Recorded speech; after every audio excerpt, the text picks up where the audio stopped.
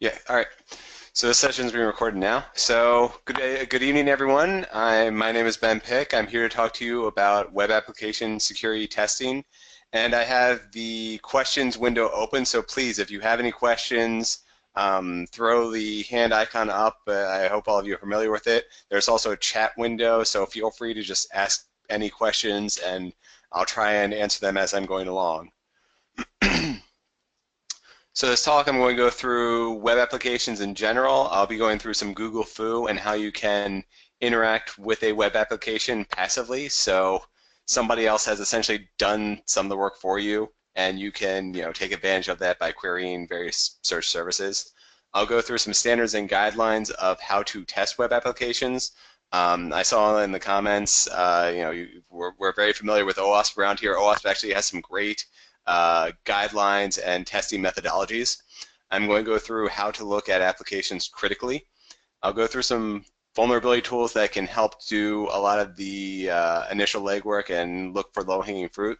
And then I'll go into manual inspection and how to get more out of the tools. I'm going to go through maybe some gotchas in the real world, depending on how much time we have, because I really want to focus more on the demo and walkthrough.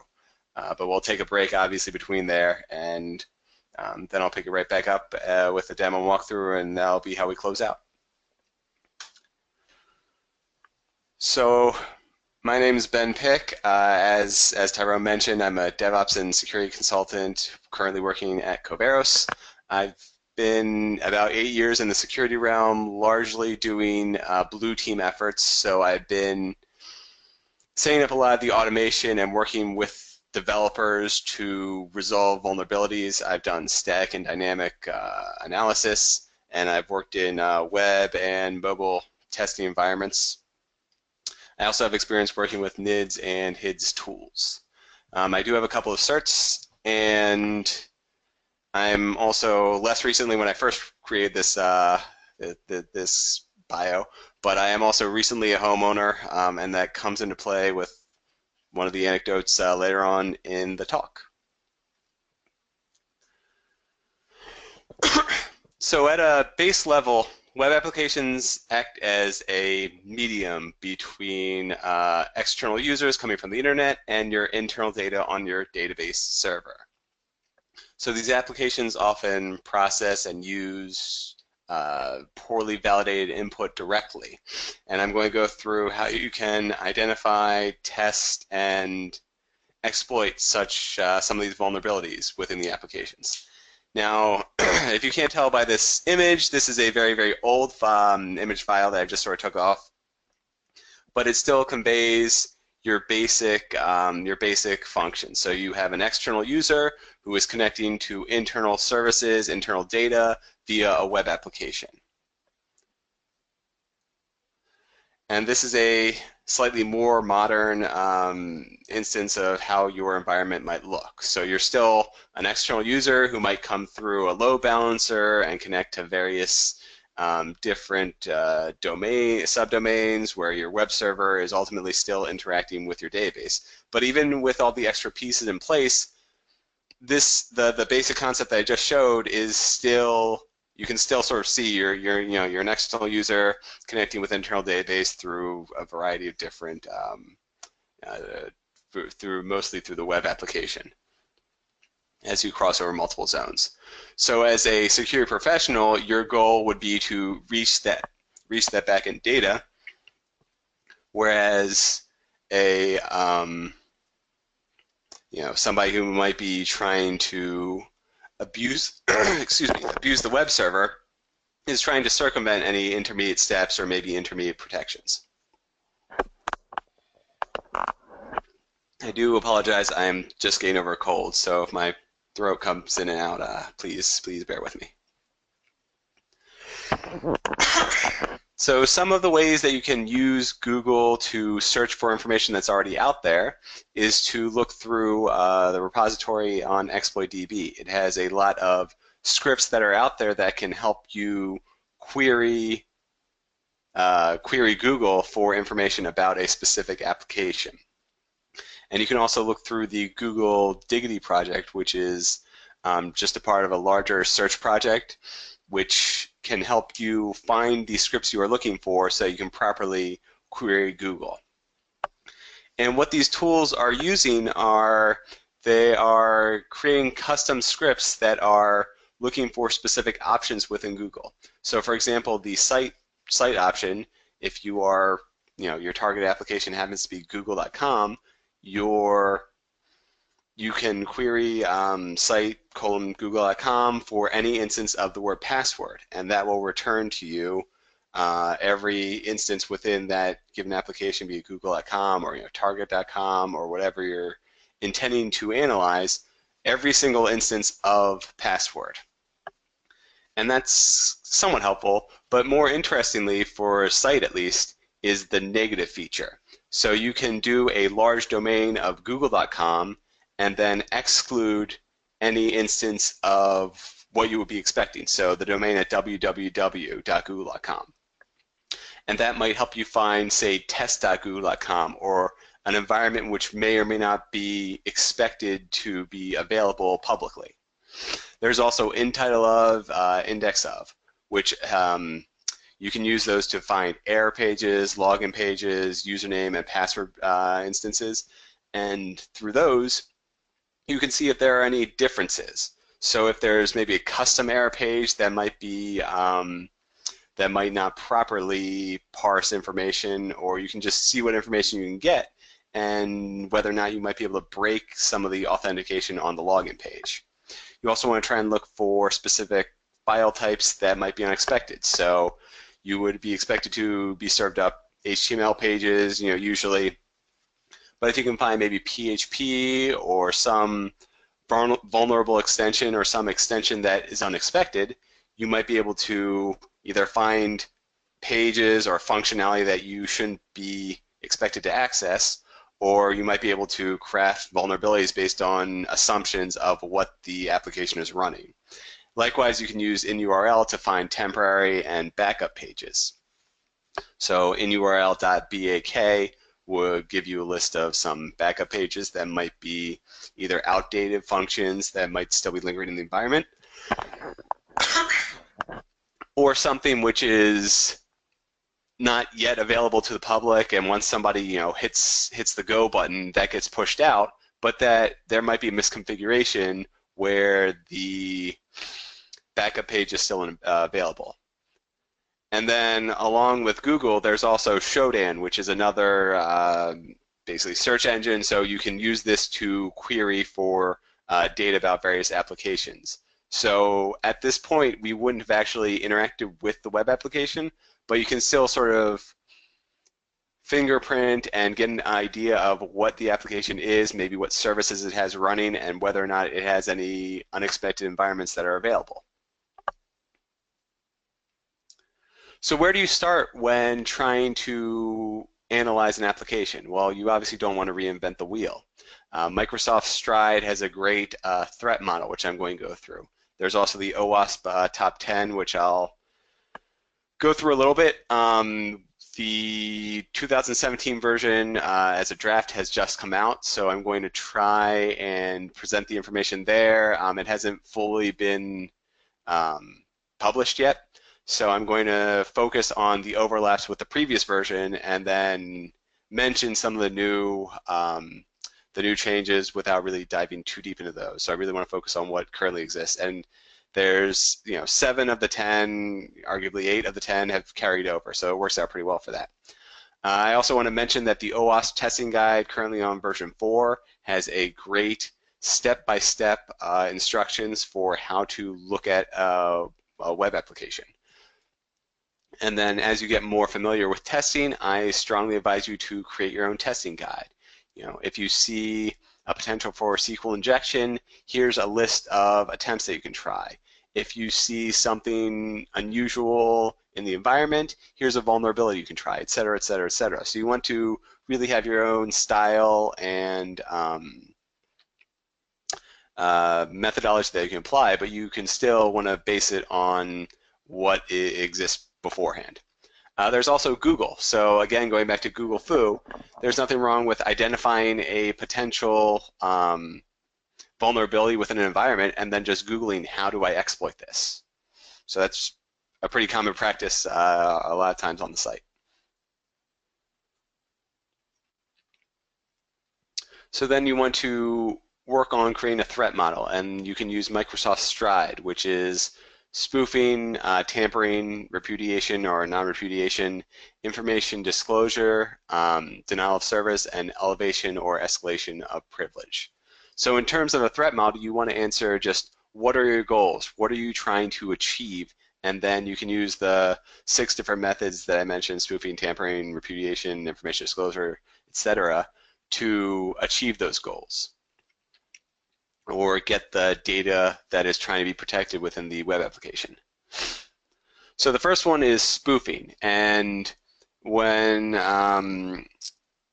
in the other talks that Tyrone has given, when you first get onto a network, you want to try and enumerate and figure out how to blend in using your IP address, manipulating that, and maybe your MAC address to try and make your computer seem like it belongs on that network. And you can do sort of the same thing through a web application as well.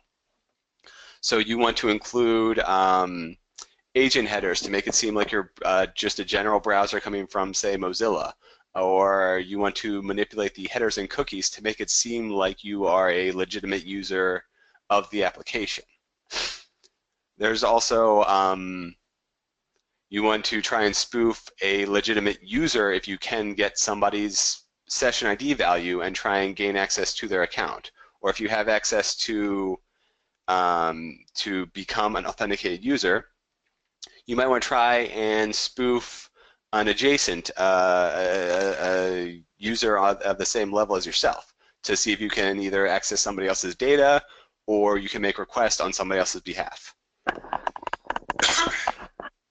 Then there's also tampering. So any information that gets sent to the server can ultimately be tampered with. That can be the URL, that can be the post data, so the body of the request itself.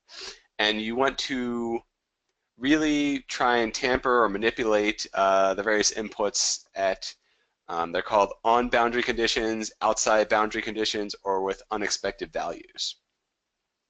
So what I mean by on-boundary and outside boundary values, just for example, if you have an input that's expecting values, integers of 1 to 10. So on-boundary conditions would be testing those limits. So you would want 0, 1, and 2 to test before and just after the boundaries, and then maybe 9, 10, 11 to test those boundary limits and to see whether or not there are any differences. And then you have extreme outside boundary values, so -1 million or +1 million. So you want to try and test various inputs at their extremes.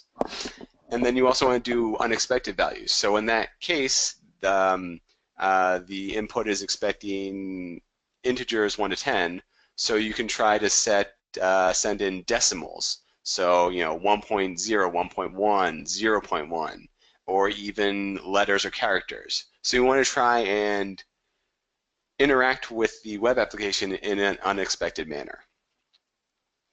There's also non-repudiation. So this can come in if you don't have sufficient logging or if you don't do sufficient validation again.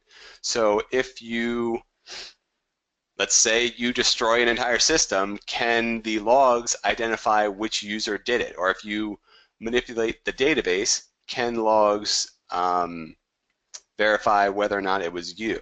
And this comes into a real life situation where, let's say I'm trying to buy a TV. I want to purchase one TV for $1,000.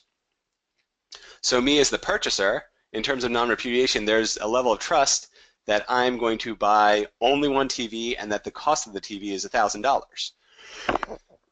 So thinking maliciously, if I'm able to buy that one TV for, say, $1, then that's a breakdown of non-repudiation.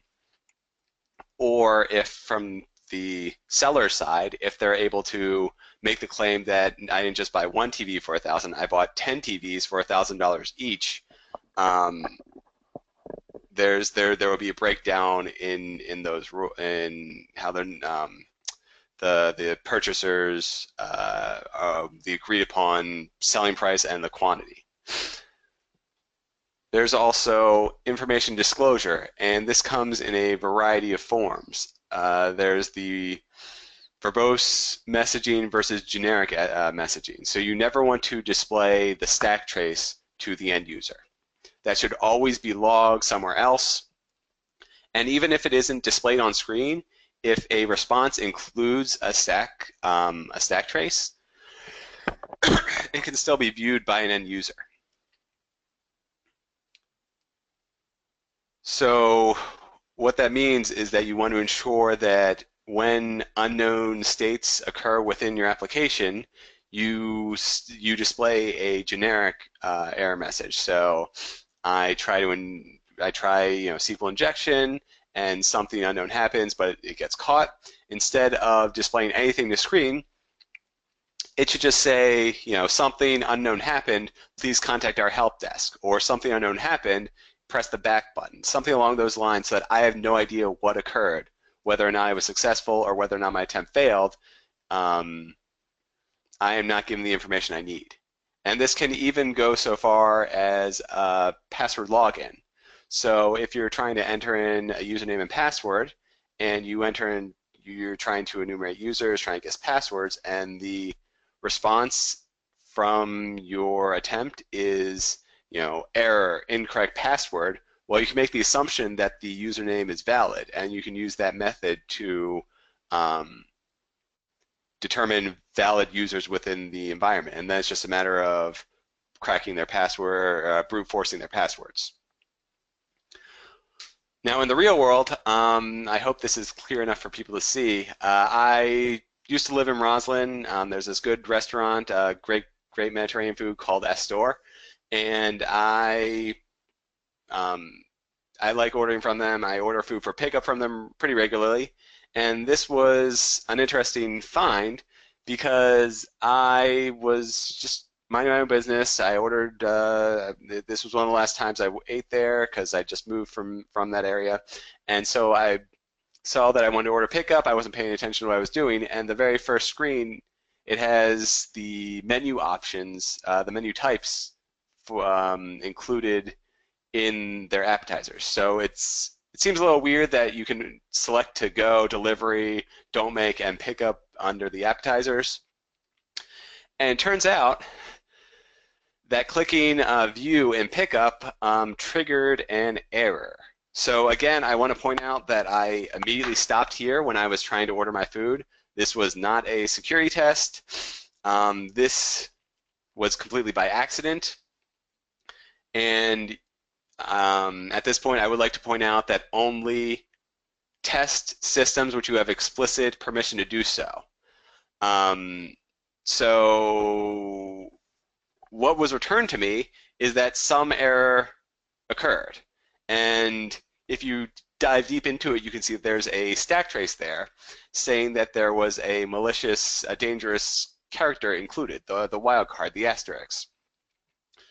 And so now, again, I did not do this. This is all theoretical. Please do not do this unless you have explicit permission to do so. But now I know that if I want to send requests to this server to maybe try for additional exploits or detect vulnerabilities, all I need to do is put an asterisk in there, and I can maybe directly interact with the server or maybe view files that I wouldn't be able to. So I kind of have a blueprint for how I can move forward because this was returned. Instead, if instead a generic error had been displayed on the screen, I wouldn't know, nearly as much information as I do, or have an idea of how to further attack this application. I do also want to point out that the version information for what they were hosting is posted right there. So, I can then try and look for vulnerabilities for that specific .NET framework. I have kind of a blueprint of 2 different paths I can take to try and exploit this application. So there's way too much information here, and I'm going to move on quickly. There's also denials of service. These are usually outside of scope of most vulnerability assessments, and honestly, a lot of penetration tests, it's sort of an unwritten rule in the agreements that you want to try and not create a denial of service scenario in production. But that being said, it is still something very important to look out for, because you want to look for where there might be choke points or where you might be able to burn up a lot of resources on the server. And just because this is sort of a gray area, but just because the client doesn't want you to consider these or really test for these, you still should be aware of where they might occur. And even if you aren't supposed to test for these, you absolutely need to be aware of what might create an out-of-service scenario so that you don't bring down services. So whether or not you're testing for this, it still is imperative to be aware of what might cause a server to go down or fail to respond to various requests. There's also elevation of privileges. So from an application standpoint, there are basically three different types of external user, or three different types of users that you can be. Now there's a lot of different subgroups based on the application itself, but you're really trying to move from an unauthenticated user to an authenticated user, and then from an authenticated user to an administrator. And that's the general progression of how you move through an application. When you're unauthenticated, you might be able to get to a landing page and maybe some static content.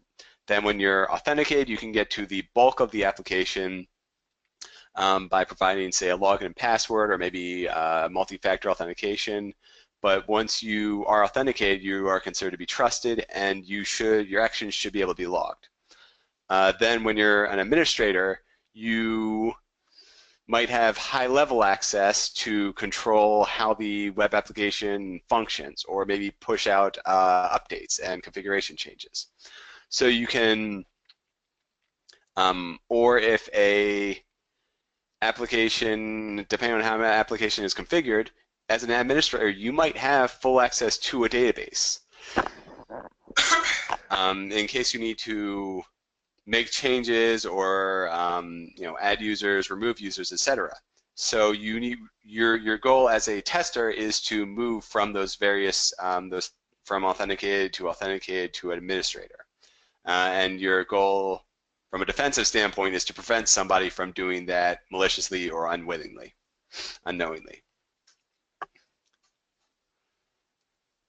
Then there's also the OWASP Top 10. Now what I have here is displayed is both the 2017 version. What's in bold is the 2017 changes. Everything that's not in bold is a carryover from 2013. So again, you'll see that injection, be it SQL, LDAP, XML, OS injection, any type of injection is still #1 in terms of vulnerabilities. This is still an ongoing issue, and developers really do need to be aware of how they can build more secure environments. There's also broken authentication and session management. So that is how you log into an application and how your session is protected. So when you log in, are you generating a new session ID with every time you log in? Or is your session tied to your account, and somebody, if that gets stolen, somebody can impersonate you? There's also cross-site scripting, which can be, JavaScript executed on the client side. Then I'm going to skip ahead to security misconfiguration. So are your passwords encrypted in the properties files? And then sensitive data exposure. So within a database, are passwords encrypted? Our credit card information, is that, are only the last 4 digits stored in the database, or is it the entire thing?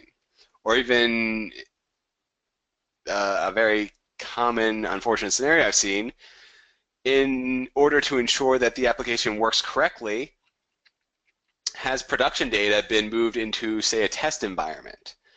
So there's a lot of different ways that data can be exposed, and it may or may not be really even thought of in terms of the larger picture. Then there's cross-site request forgery, which is, can somebody make requests on your behalf? So if you are logged into a banking site at the same time you have another tab open and you're just browsing the internet and you come to a forum, can a page that's loaded or can a post be used to send a request to the bank to transfer money from one account to another. And this is usually defeated by having unique tokens passed in the header field or the body of the request with every single request that you make. So when you log in, you have a CSRF token that gets sent along with the username and password. Or when you are transferring money, there's some kind of unique token that goes with it every time.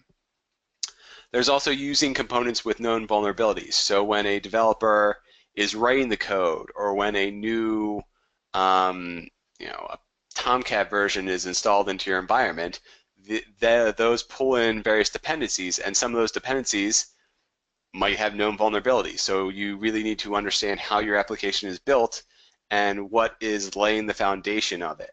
And there's a variety of different tools that you can use, which I'll go into towards the end. So now in terms of the changes for 2017, we have broken access control, which combines insecure direct object references and missing function level access controls. So there were 2 different items from the OWASP 2013 top 10 that were combined into a single item in 2017. And so you might have for direct object references, it is exactly how it sounds. You might be passing an ID value of 1 to 10 for each user. So if I'm user 5, within the GET request, it might, whatever page, whatever user's ID of 1, and then home page. And so I can change that user ID of 1 to maybe a 5 to try and gain access to whatever the 5th user or the 4th user, depending on where the starting value is, whatever that other user's information might be. And then we might be missing function level access controls is sort of the same thing. So can I, as an unauthenticated user, gain access to authenticated pages without logging in? Then these 2 are a little bit debated, but I do happen to like what they mean and what the changes they can bring about. So insufficient attack protection. This is commonly thought of as WAFs. You have a WAF installed, but you can actually go beyond this and say, what happens if your application recognizes that somebody is trying to behave maliciously within your application? So in that example I gave of, there's user inputs of integers 1 to 10, and somebody's trying 0, somebody's trying -1,000,000. Well, how does your application respond to those? Does it send them a generic error page, or does it, after a threshold is hit, does it log them out? Does it say, this person is trying to harm our application, so we want to block their access? And there's valid business reasons for both, but the important thing is that you definitely don't want to just allow those requests to go through. So you want to, even if it is just send them to a generic error message and then drop the request, even if it's something that simple, that still is an attack protection. And then there's underprotected APIs. So a lot of times a web application will directly, is just a medium to interact with some back-end web service or an API. And those APIs might assume that a user is only interacting with it through the GUI in the web application. So they might not have, or it might rely on the web server to perform the validations it needs. And that may or may not be true. Some of the API calls might be directly accessed if you know how to do it, or if you can read through the code and find out the calls that it's making.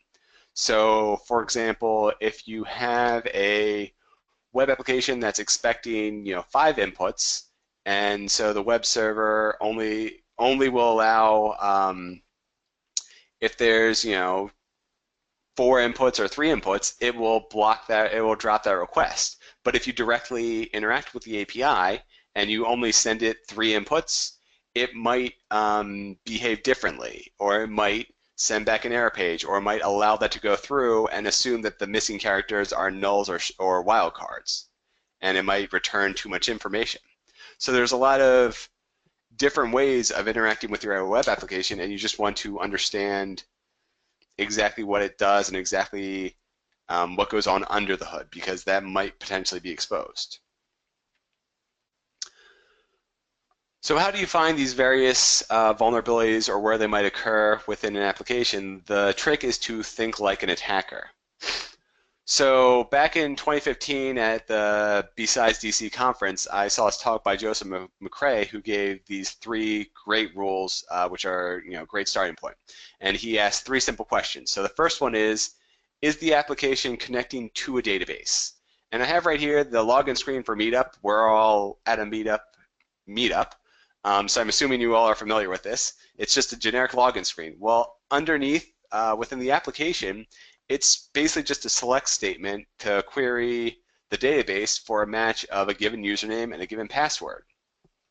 So when you see a login screen or a search bar or anything else that seems like it might be connecting to backend data, you want to try and exploit maybe injection, SQL injection, or try for various other injection attempts. Then the next question is, can I or someone else see what I'm typing?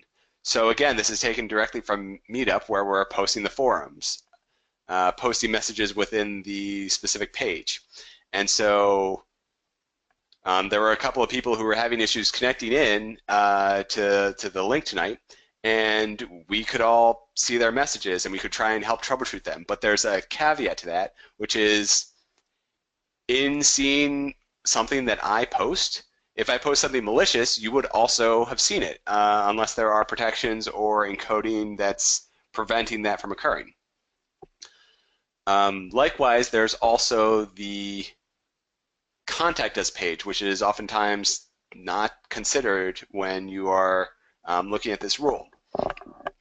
So in the contact us page, you are sending information that is most likely going to somebody with either authenticated privileges or escalated privileges.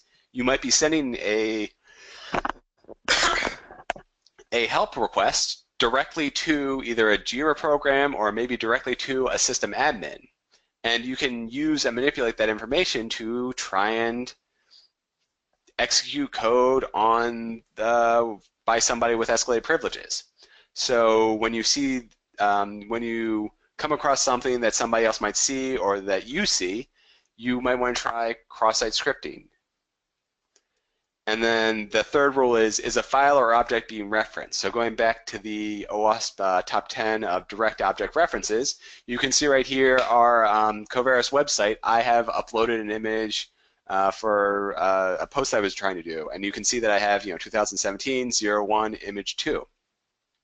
Well, can I look across that directory structure and try and find maybe another image file that somebody has uploaded? Or can I go a couple of directories up and find the HR directory and find out how much my coworkers are paid? Or can I go up a couple of more directories and look for the Etsy password file? So you want to look for how these objects are being referenced, and then maybe try different various attempts and just sort of think about what is exposed within the application and what protections need to be in place for those to work correctly.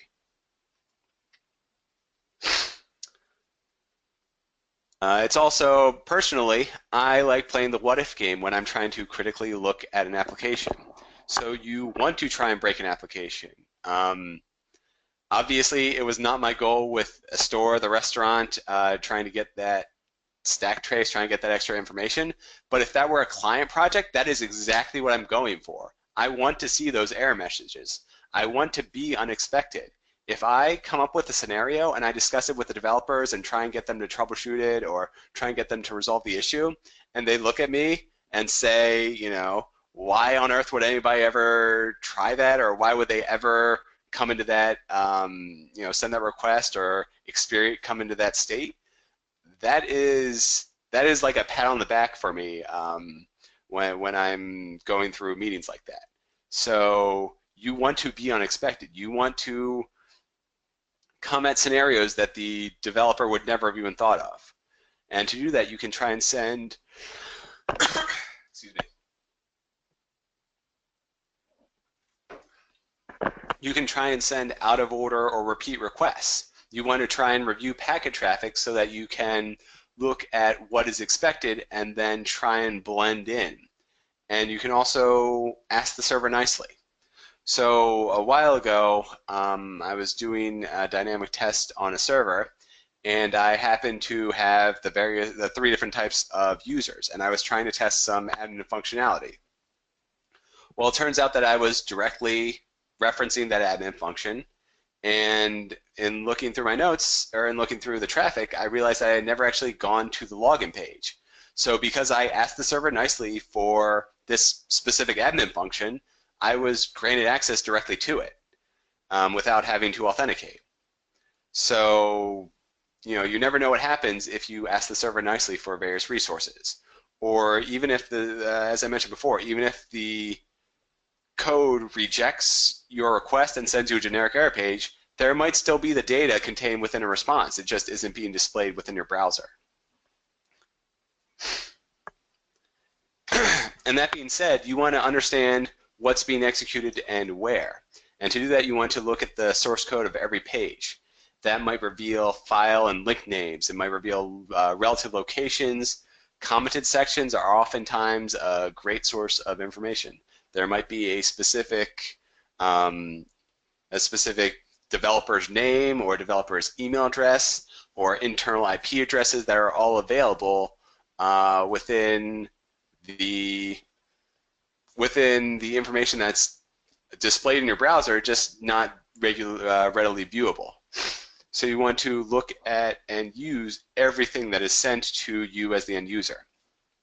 And I do want to point out that client-side security does not equal security. So if you have a security control in the client side, that needs to again be validated by the server side.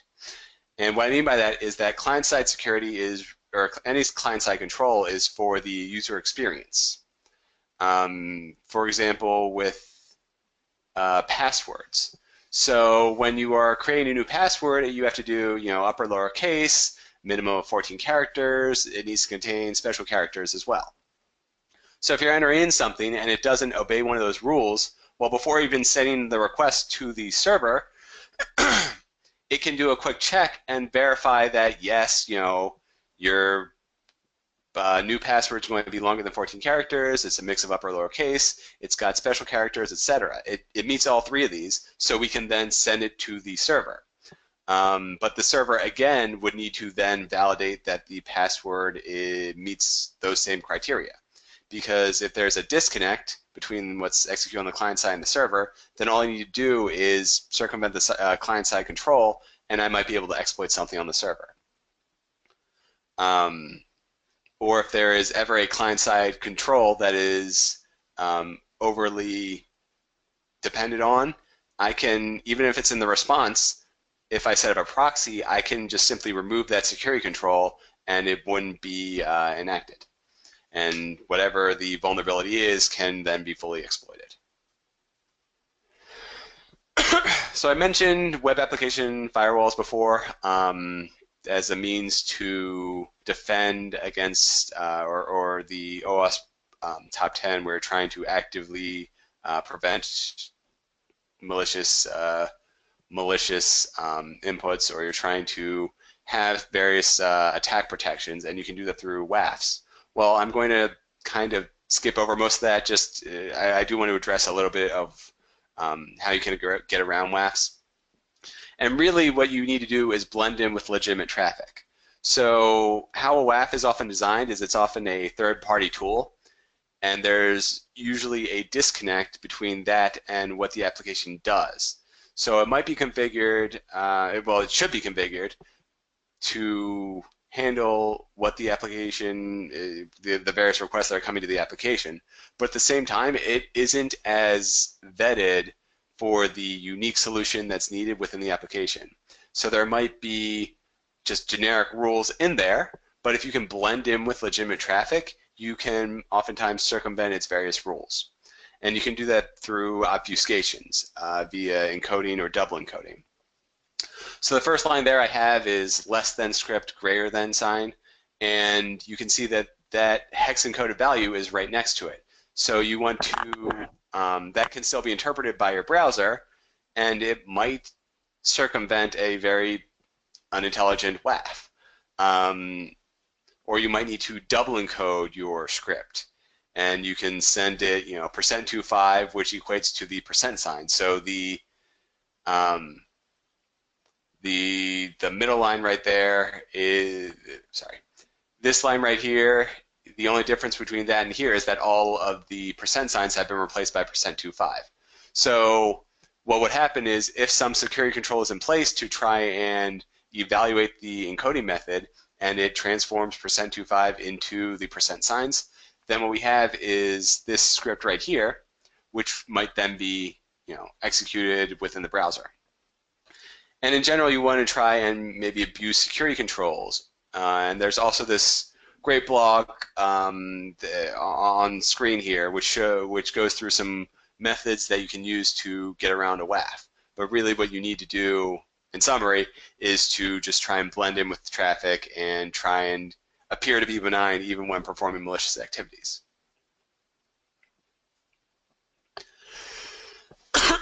So these are some great tools that you can use to help perform vulnerability analysis or look for vulnerabilities.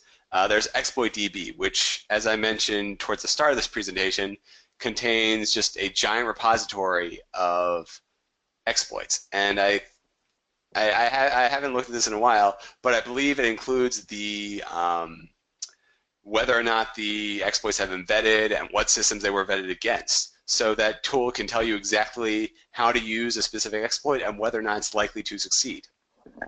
There's also HTTP print, which can fingerprint a site for the software and versions in use. I happen to really like Zap and Burp for web application analysis. These are just some web proxying tools primarily, but they also perform web application scanning to look for low-hanging fruit and vulnerabilities. There's Beef and SQL Map, which attempt to do various injection attempts. Beef tries to put in hooks that can take over a session. SQL Map tries to perform SQL injection. Then there's Wireshark, which you use to view your own traffic or traffic on the network, and you can use that to, as I mentioned, blend in. Then there's OpenVAS and Nessus, which perform vulnerability assessments from a more of a network level or a system or port level.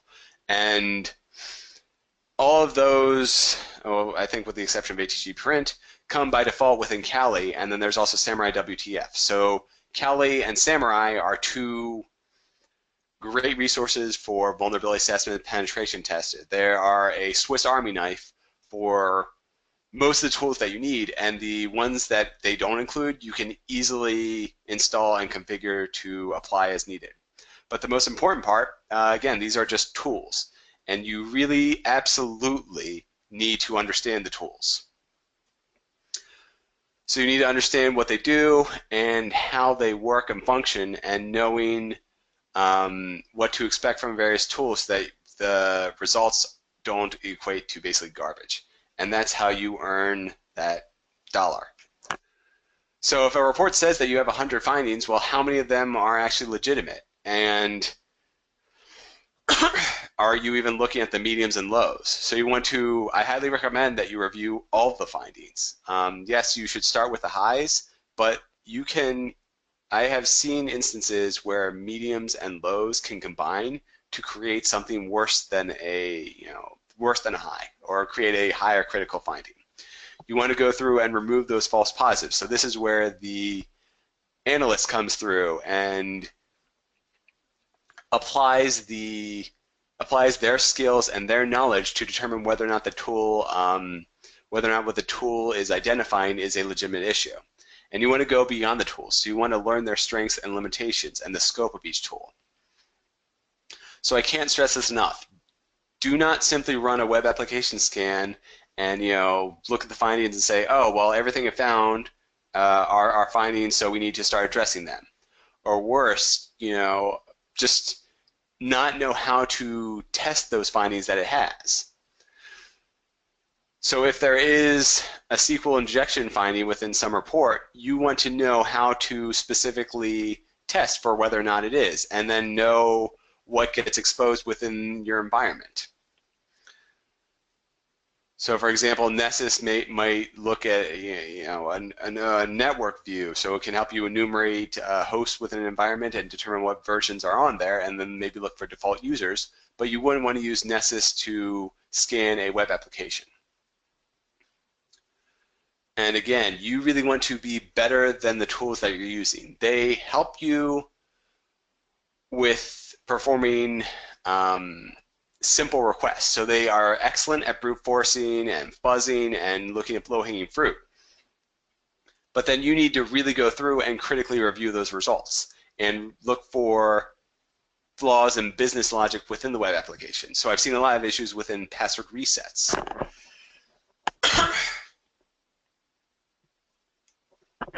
Or in security controls that aren't properly implemented. So a scanning tool might see that a CSRF token is in use and it won't have it as a finding. But if you look through and review the application and you say, oh, well, the unique token is the same for every request and it's the same for multiple sessions. So if I log out and log back in, I'm still given the same token. Then if that token is ever compromised or exposed, somebody can then, it's one less step that somebody needs to take to make requests on my behalf. Or with password reset. So you might have a reset control in place that asks security questions, but if the security questions are, what is your favorite color, what is your mother's maiden name, well, an analyst can look at those questions and know that the first one has, maybe 3 common answers would be the answer to maybe a significant portion of the people who provide the answer to that question. Green, red, blue are the most common answers for what's your favorite color. So if you use those and you expand on that list, you are going to that is breaking a security control. Or mother's maiden name. Well, if you perform any analysis on the users of the application, you might be able to enumerate a specific user's first name, last name, and then you can start going through that Google search to figure out their information. So what you want to do is understand what's running within the application, how it works, and go beyond it. So if you see something like password resets, you want to ensure that the questions are sufficiently difficult that a casual or even dedicated user cannot guess them. And then expanding on this, there's some real-world mistakes I've seen. So I've already gone through the verbose error messaging versus generic error message. So instead of having wrong password entered, you want to do invalid username and/or password. I mentioned the password resets and forgotten password steps of what is your favorite color, but there's also an issue of no out-of-band communications. So if the questions are sufficiently difficult, but if you answer the 3 questions and then the password gets displayed on screen, well, even if the questions are sufficiently difficult, at some point you should assume that they're going to get compromised. At some point there should be an assumption that the security controls will break down, and then if your password gets displayed on screen, then that can be a potential exposure. So what you want is some kind of out-of-band communication where it sends a link to a link to that user's email address. And you can go, the extra paranoid step where once you enter that link, if it takes you to, now reset your password, that would also be bad, because if your email server gets compromised and somebody just sees this link come in, you've initiated the password functionality, please reset your password by going to this link. You click the link, and then you can control somebody's new password. Well, that's a breakdown of the security control. So yes, they are now out of band, but it is still vulnerable. So what you want to do is have a link that maybe asks the questions again, the security questions again, or has some other security measure that prevents a situation where if your email is compromised, it exposes your password reset functions. I've also seen some pretty interesting logout functionality going back to the client-side scripts. So there were some security controls that when an unexpected state occurred, it would log out the user. But those security controls were on the client side. So I could, in testing for various vulnerabilities, um, remove the security control and not be logged out. Likewise, if the logout control makes a request to an external domain and I can block that, that request, um, the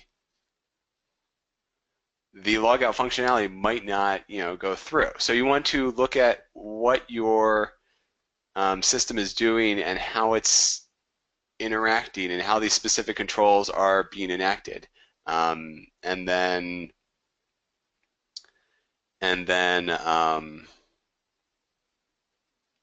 develop the various tests to ensure that these are no longer occurring. So I have a couple of references that I used in regularly and in creating this presentation. So that's the Hacker Playbook, Volume 2, the OWASP Testing Guide, Version 4, the Top 10 Project. That's out of date because it was the 2013 version. And then it's an oldie good but a goodie. One of the first security books I read through was How to Break Software Security from 2003. And although a lot of its specific examples are out of date and the tools it mentions, the processes are still very valid. So I still highly recommend that as a resource to have in your tool set. So if you don't mind, I'd like to take a 10-minute break, come back here at 7:15, and then we can go through the demo. Questions tab that I've been trying to answer. Again, if there are any others, please feel free to shoot them out there, post any messages, or raise your hand. I'll try and get to them. I do have a lot of demos to go through, so I want to try and get as many of them done before now at 8 o'clock as I can. So without any further ado, I'm just going to dive right in. One of the questions that Laura proposed is, as a new tester, what might you recommend to become quickly acclimated to testing?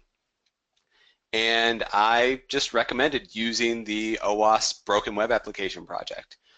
These tools, WebGoat, Security Shepherd, are two that I'm very familiar with. They are specifically designed to teach you. There's also Mutiliday, which I'm going to demo right now, and then I'll follow up with Security Shepherd. But a lot of these training applications are designed explicitly to take you step by step through an application. Now, just so you know, they are a little bit contrived, where they'll say, this is a cross-site scripting injection and it'll be a moderate difficulty. But as you move on, you can go to some of the more realistic vulnerabilities. So Vicnum, Google Gruyere is a fun one. That's a sandbox environment which doesn't really tell you how to do it or what to do. Budget, I think, is a bank or an Amazon type mimic. And then there's even more real world applications like Orange HRM. There's also various online resources. There's Hack This Site, which I'm going to demo a couple of examples from. And then there is, I don't remember a couple of others off the top of my head, but there are countless CTF environments and training tools that you can use to better understand how to perform web application testing. So I'm going to start off with the SQL injection attempt. So right now you have, as I mentioned, your user lookup, and just to get familiar with Mutiliday, you have this help me button right here, you have hints, and you can switch back and forth between the various versions to understand exactly what's going on within the environment. And this does a lot of really good things in terms of giving you information. So just to give you an example of the expected happy path, I'm going to log in as admin. And you can see right now that there is in fact a user admin and they have their specific signature. So this is the information that's stored in the database. And all you're doing is looking for a match. So going to my own resource, I have just a list of various SQL injection attempts. So how SQL injection usually works is, it'll have select various fields from a database where an ID, matches ID and a password matches a password. So what we're trying to do here is that same exact thing. We are trying to break out of the SQL query to perform our own injection attempts, and that is most often achieved by using a single or double quote. And that's just by the nature of how the SQL query is created. And I'm going to show you that right here.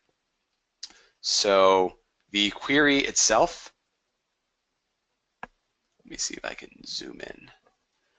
The query itself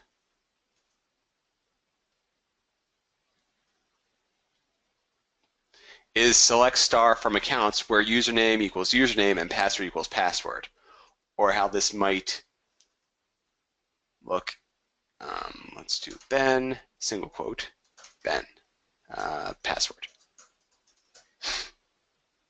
So this is your typical SQL query of select star from your username table, or in this case accounts, where the username is Ben and the password is password.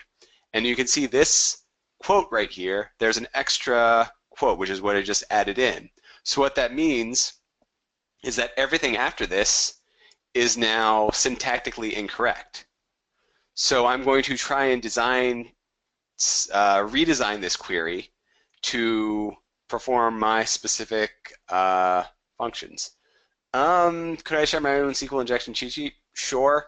I think this is mostly, I think this is mostly from resources I've used online, and these you can basically find in any good SQL injection cheat sheet. But yeah, sure, I can send this out along with my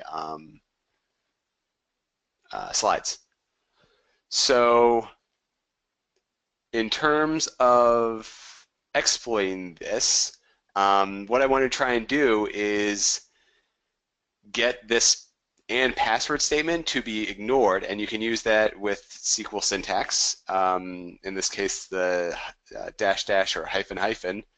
--. So what you might want to do is then admin single quote --. So you want to try and move through. So yeah, this still resulted in an error.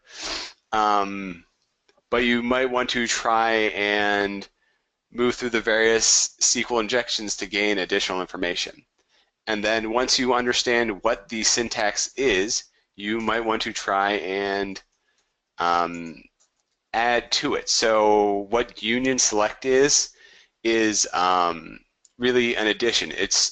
So it will run the first SQL query, in this case, select user account admin, and then we'll try and perform its own query. So I'm trying to run another select statement that will display, in this case, the version information. Now this will fail, but this is something that you might want to look into. So you want to try and find out the version of the database so to see if you can directly attack that version. So another thing that you might want to try and do is try and iterate through the various columns that are being displayed. So again, this is admin, and you can see that there are three items that get displayed. You have your username, your password, and your specific signature.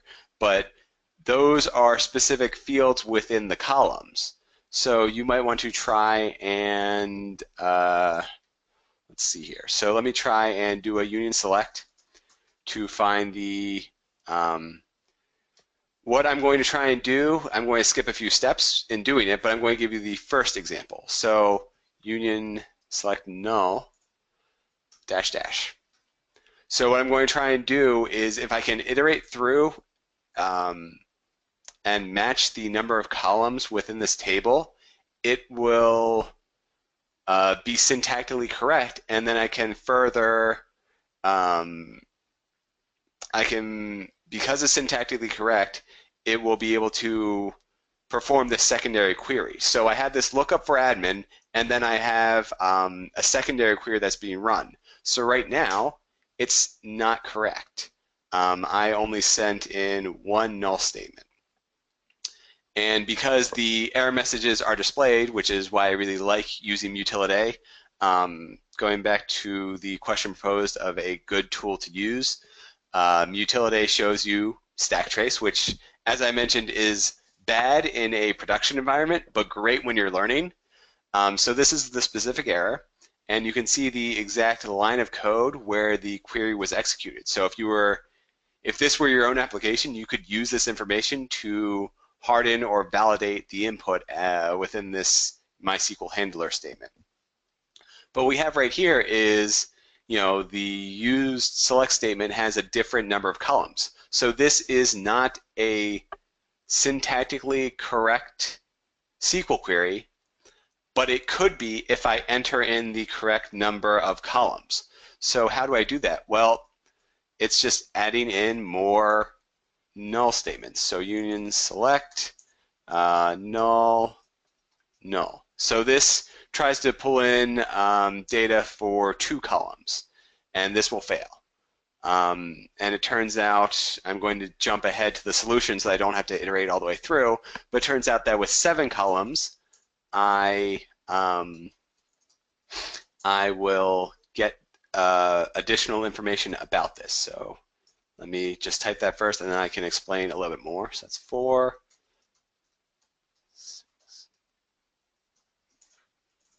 So if you use a tool like SQL Map, it can iterate through steps like this for you.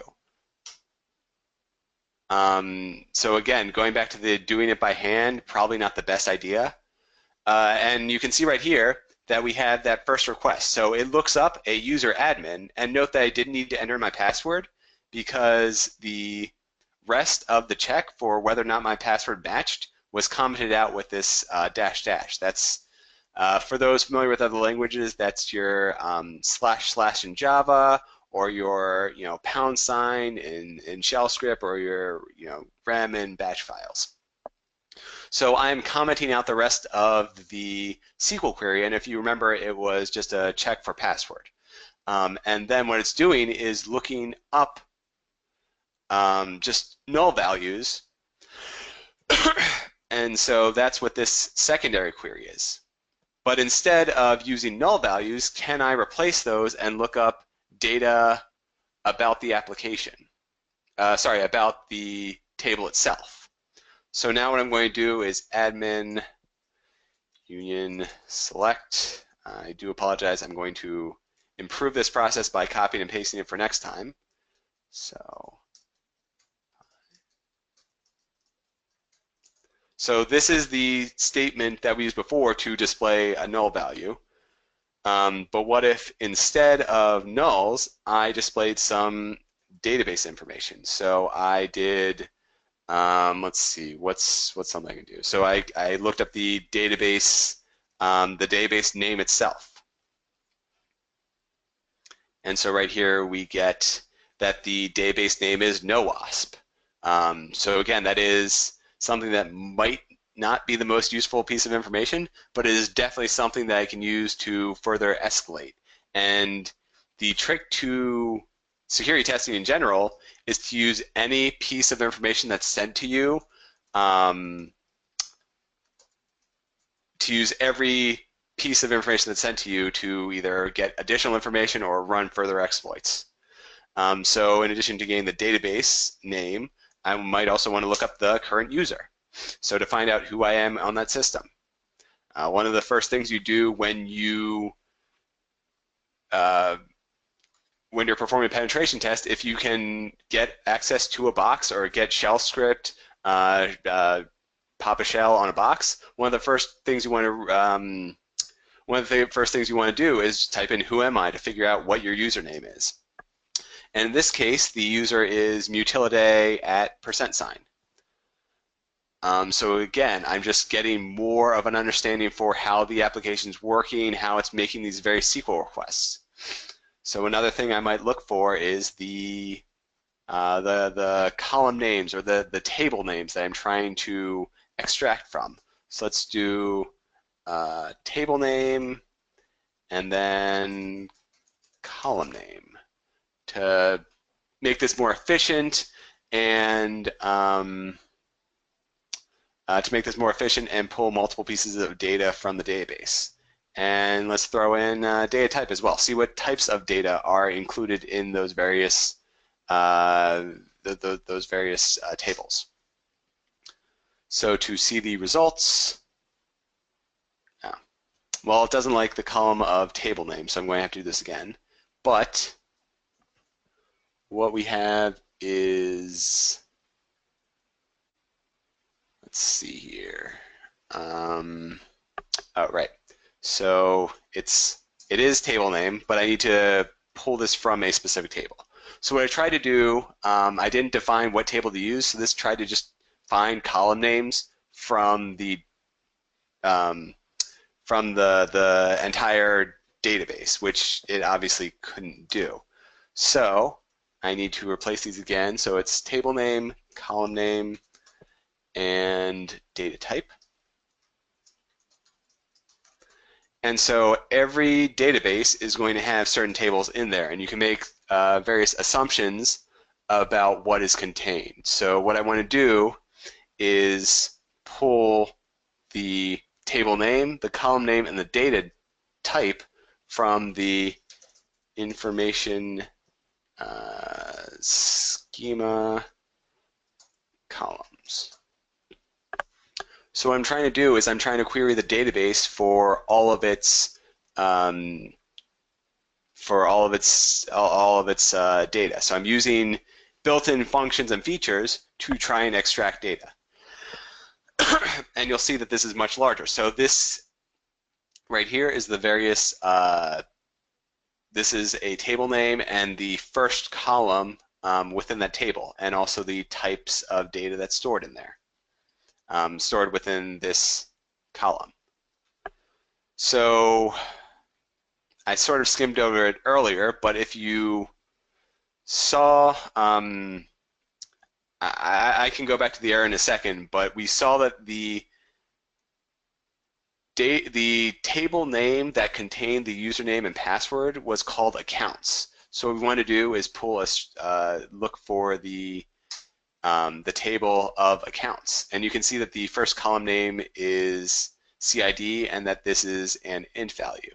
So I have just confirmed that there is in fact an accounts table. So if that stack trace wasn't returned to me and I didn't know the name of this table, then now I do, because I use SQL injection to find the names of every table. Now, mind you, I wouldn't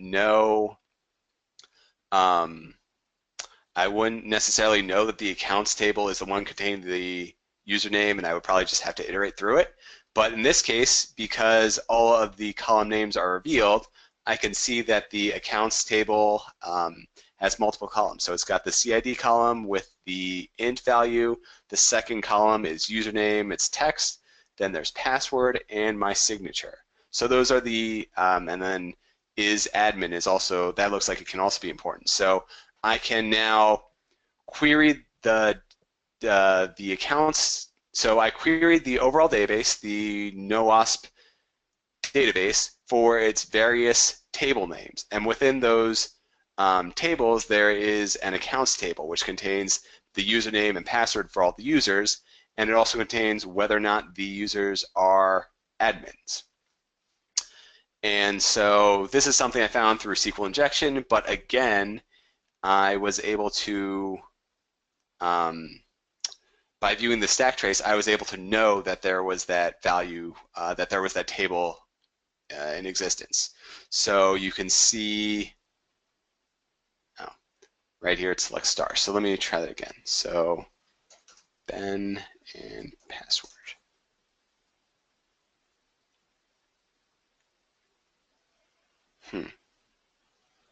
Okay. I do apologize. I don't remember exactly which error it showed the accounts table, but it was in a previous error log. Either way, I was able to enumerate it and deduce it from the SQL injection results. So what I then want to do is go back to the union select all statement, and I want to have all of the users returned. So I can do that by, let's see, by entering the various table name. Let's do this again. Column name and data type. And I want to do from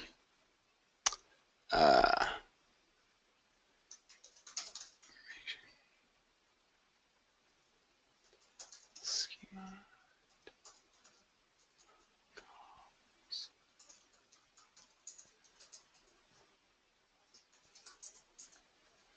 So what I'm trying to do is pull in exact details from the accounts table. And so I'm trying to look up the results. Oh, right.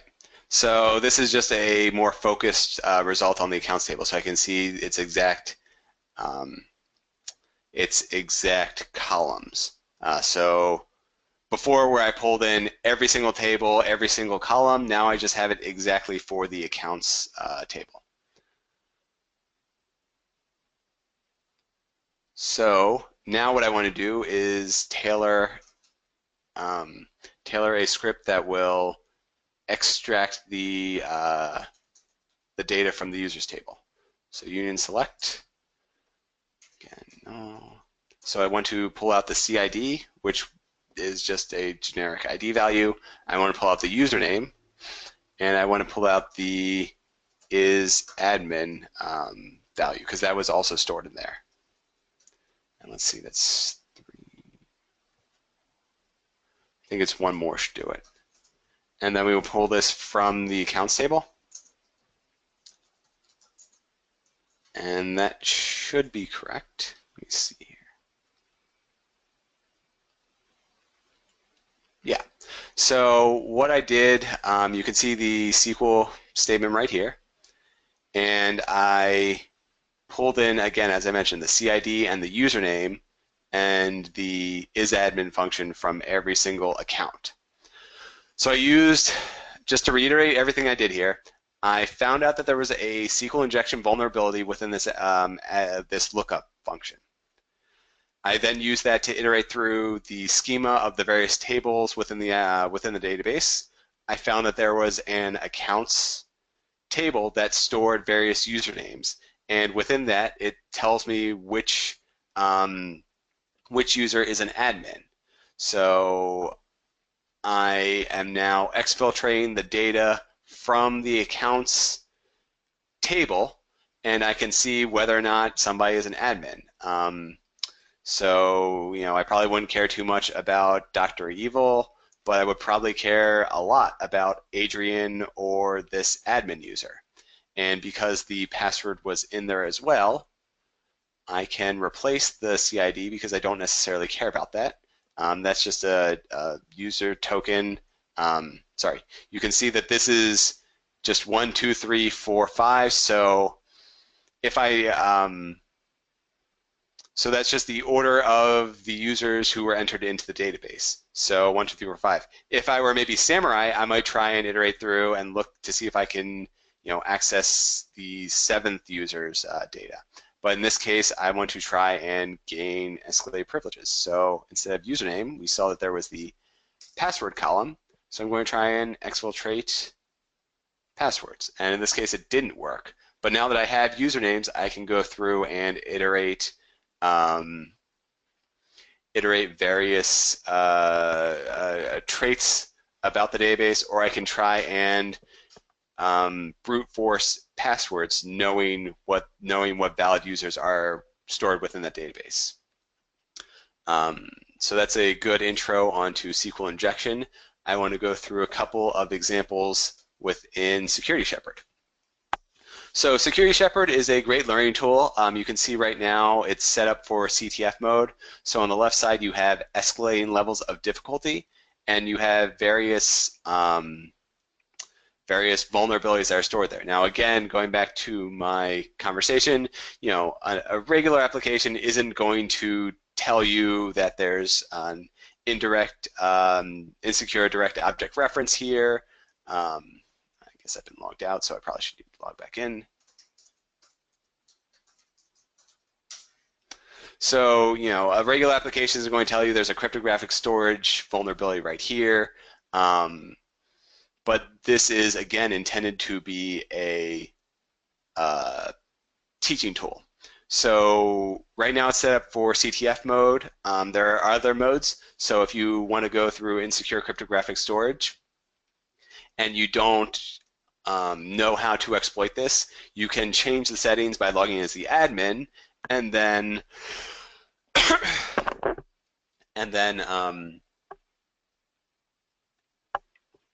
changing the mode to something which includes, I think just saying this to open level instead of tournament mode, it includes the hints and solutions. So the first thing I want to show is poor data validation, and that's in private.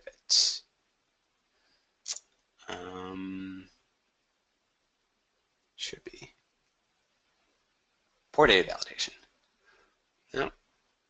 There we go, poor validation day one. I'm sorry, it was in field training.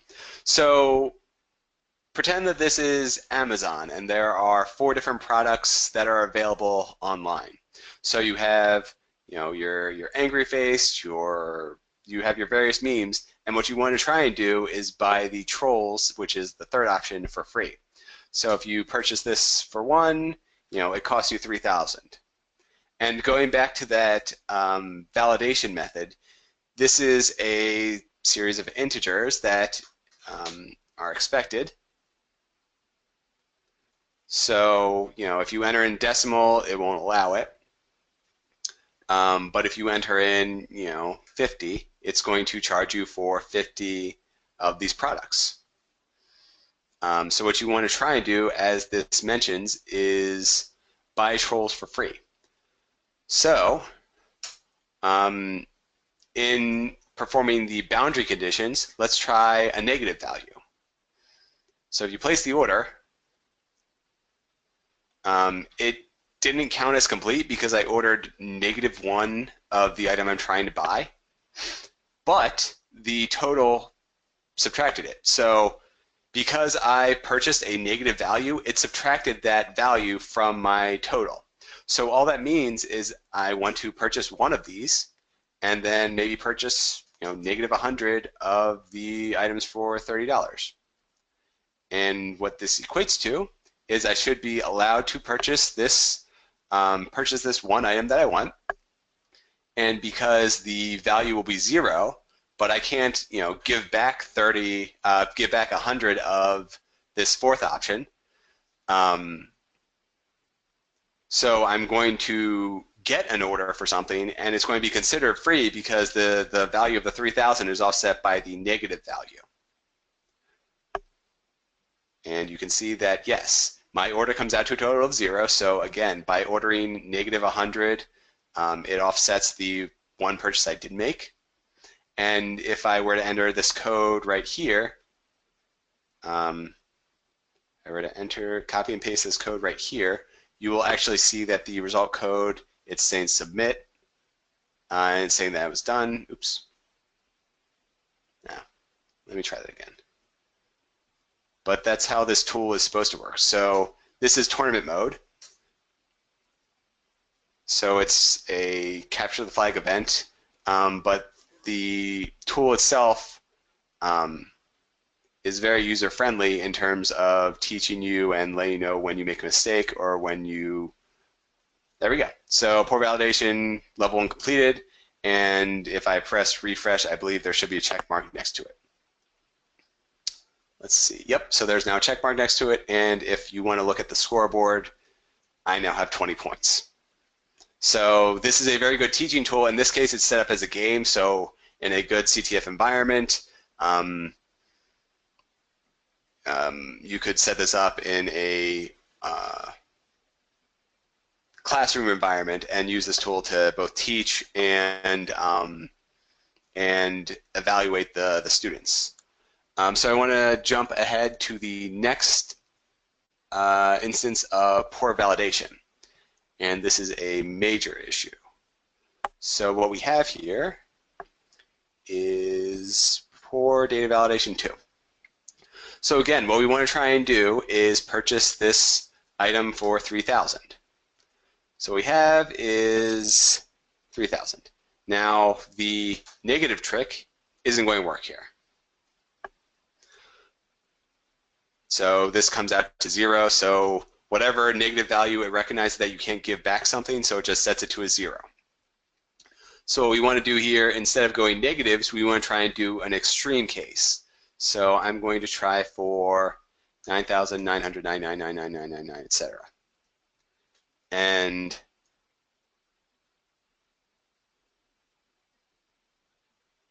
what I see is that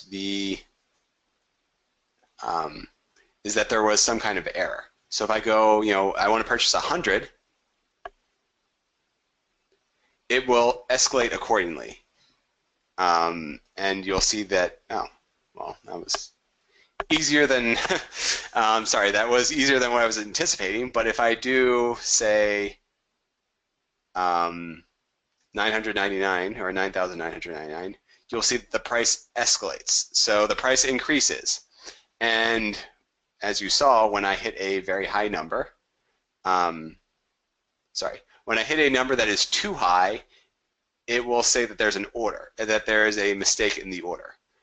So what I'm doing right now is, let's go, there's a couple of 9s in there. All right, so the number is getting higher and higher. And if I go too high, then I will get an error message. Yep, so my order failed. So the trick is to find the difference between where the value can be calculated and where it becomes an error. And what I did was I actually created a Python script to continually query this this request and iterate through.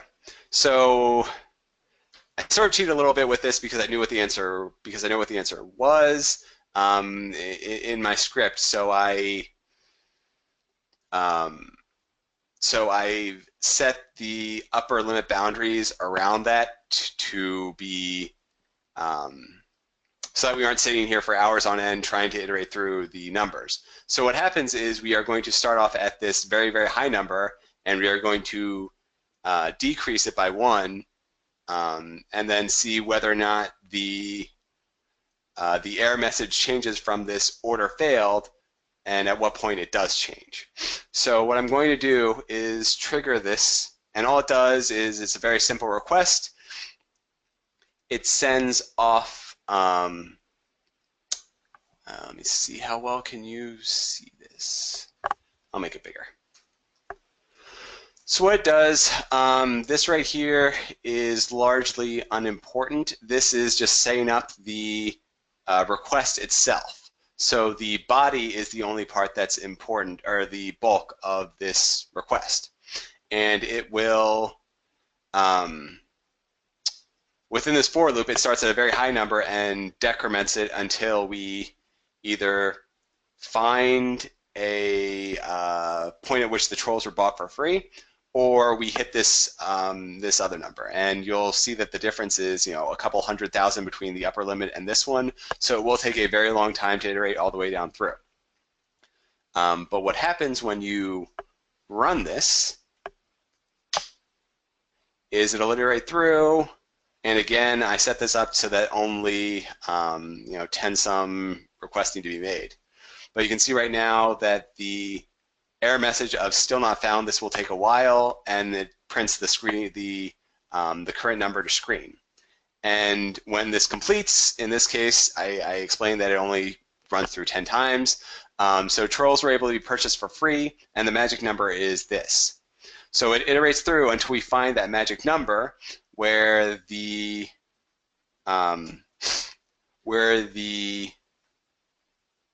boundary condition basically cycles over, and you can purchase a positive number of trolls for $0. And that is most likely an issue in how this was how the price is calculated. So if I enter in that magic number into here, you'll see that the order was complete. So I was able to purchase a positive number of trolls for less than $0. And if I enter in the result, I will get extra points. Let's see, so it's 750. So this is some good ways of how you can combine manual testing and some automation. I'm going to try and go through a couple of more fun examples.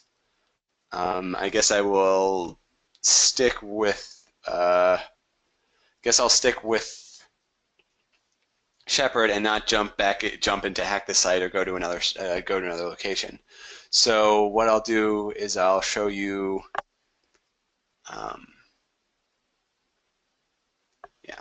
I'll show you insecure cryptographic storage.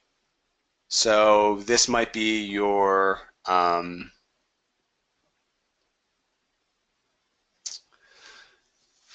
this might be an encoded or otherwise actually, sorry, I'm going to skip I'm not going to do this one because I have to. This right here is just a password that is stored in clear text, but it's been rotated, so there's a basic cipher that's been applied to it. So if you slide these each of these letters by 11 letters, so I guess A, it's a rotation of 11 letters, so A would become, I think A would become maybe J, and then you can create a rule that will do this, or you can put this manually into Google, and you can decrypt it very easily. So I'm going to jump ahead to some of the more interesting ones of insecure direct object references. So this is a private example and insecure direct object references. There we go. So in order to do this, I'm going to use a burp tool, which is my proxy. So all it does is show my various requests and responses. So what I'm going to do is look for a given profile, and you can see in here that this is a post request. So I'm going to use this as an intercept, and I'm going to perform this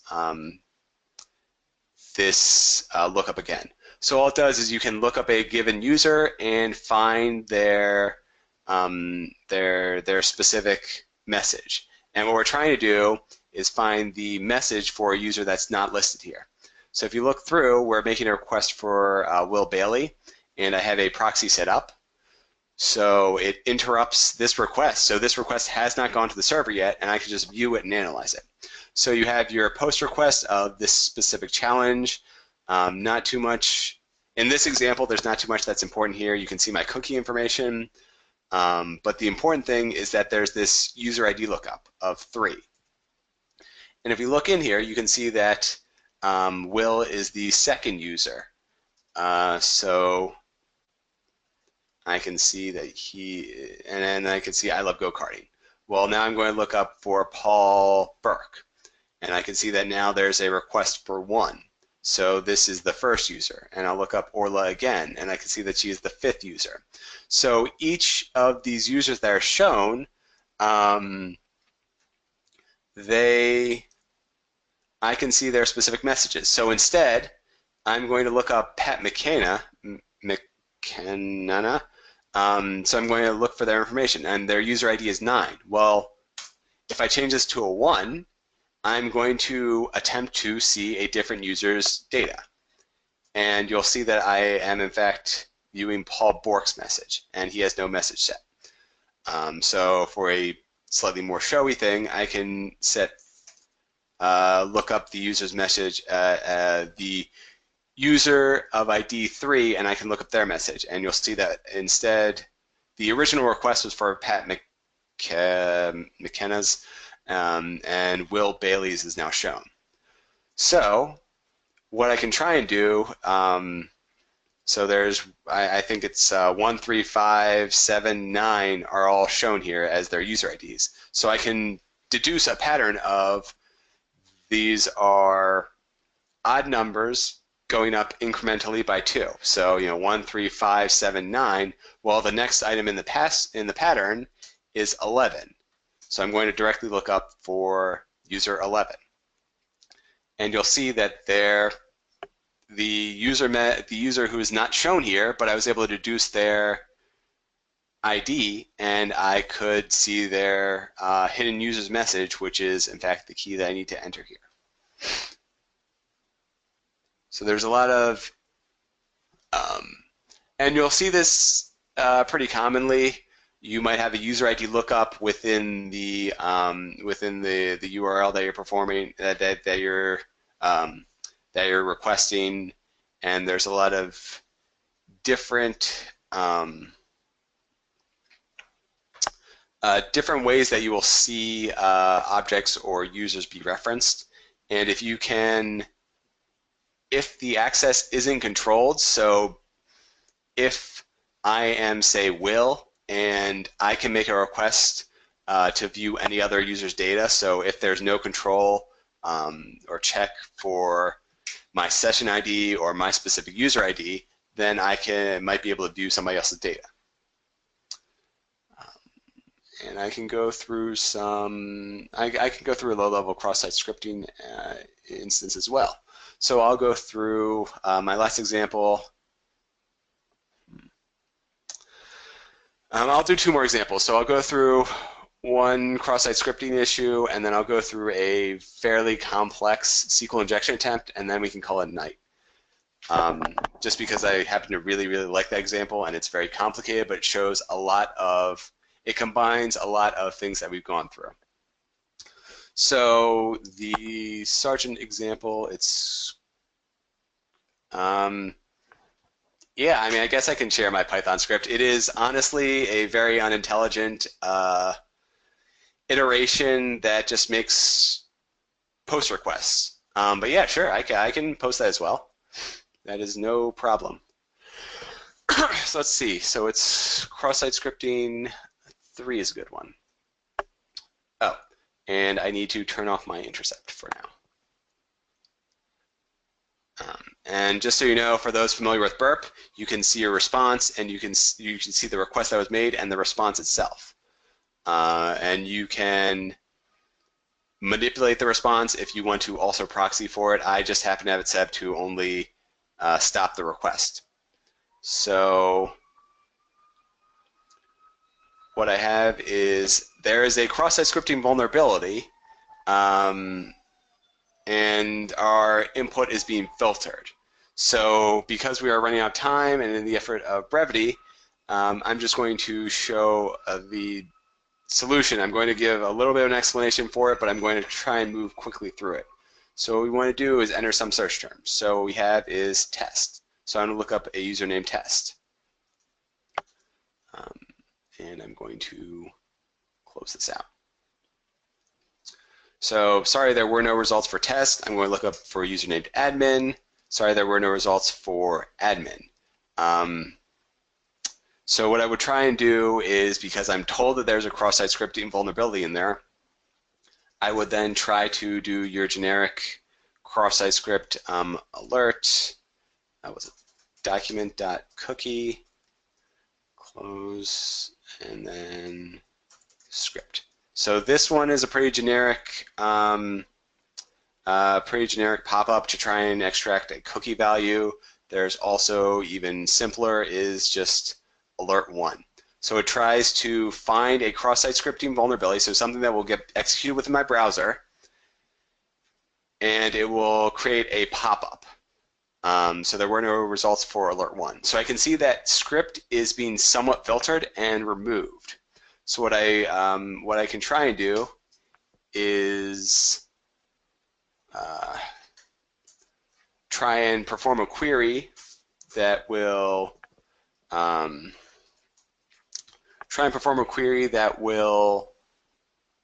inject this JavaScript that will then be displayed right here. That will be displayed in search results. So you can see that the script tags are removed, so I'm going to take a different approach to explain this cross-site scripting. So what I actually need to do is create, I guess it's 4. So I need to, how this normally works is you want to create onClick equals alert, cross-site scripting, and then close the brackets. So this is going to create a pop-up window that will, when I click a button, display to screen cross-site scripting. Now I chose to demo this one because it demonstrates how you can utilize obfuscation. So this is the proper syntax for it. But what I need to do, and this may or may not work, it's click on click.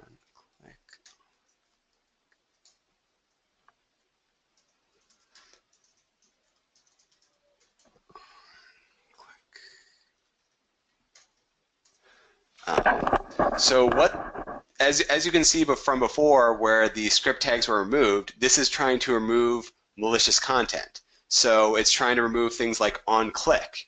And so what it does is it'll take this center on click and it will remove it. And then it'll find that there's another instance of on click, so it'll try and move that. And it looks like it only works, it only does that 3 times, so hopefully this works. Let me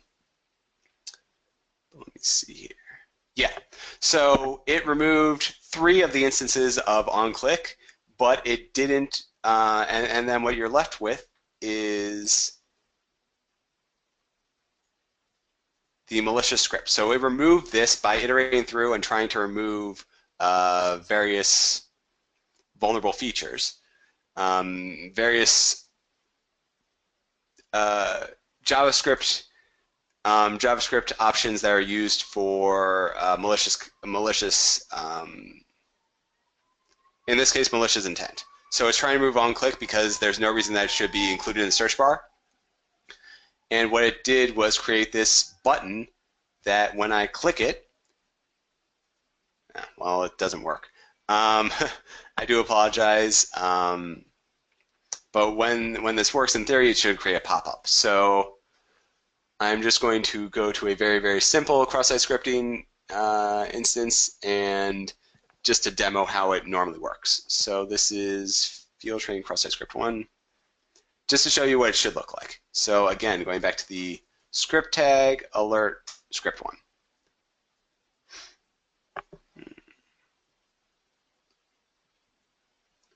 So again, I can see that the script tags are being removed. So what I want to do is use an iframe. So let me do fake name, iframe.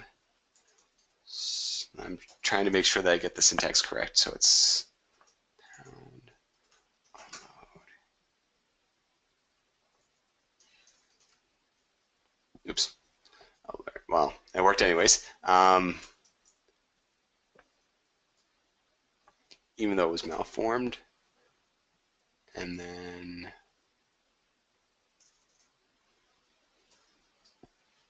all right. So then when it's loaded, it displays this, which creates a pop-up window, which is currently blocked by my browser. But what you can see is that we were able to inject our own JavaScript into there and create an alert pop-up window. So that is this is how cross-site scripting should work. I do apologize that there's no pop-up, but you can see that there's now this iframe tag, which I can then use to try and further exploit. So I'm just going to jump right ahead to my really fun one, and it's going to be fairly complicated, but it is SQL injection 5. So, and this one I validated yesterday to ensure that it works properly. And it happens to be one that I really like, especially since it applies a lot of the steps that I mentioned before. So I'm going to clear the history so that you can see exactly what gets loaded on this page. All right, so I'm going to hit F5, go back to it. So in loading this page, again, what we want to do is try and buy the trolls, the $3,000 thing, for free. And to do that, we need to use a coupon code. And you can see right here are the two requests that were made. So there's this initial JSP request. There's this initial coupon check that gets loaded. And then there's the challenge page itself. So one interesting thing to note is that when I type in a coupon, so just test coupon, and before I even hit submit, this gets, when I click out of here, there is a submission for a coupon check. So you can see right here that my test coupon value is there. And you'll note that I didn't place the order yet, so I haven't actually sent in a request. And so what this tells me is that there is JavaScript that is running and performing this validation. So this coupon check is actually a JavaScript file. So all I need to do is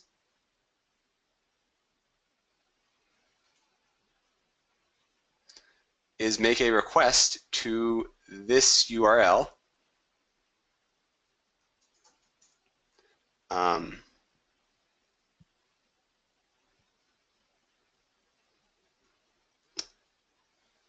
So yeah, I skipped over looking at the view source page, but all I need to do is look at the URL of the JavaScript.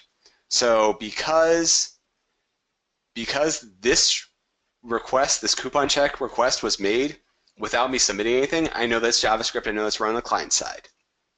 With that in mind, I want to view the JavaScript to understand exactly what it's doing. So to do that, I'm making a direct request to it.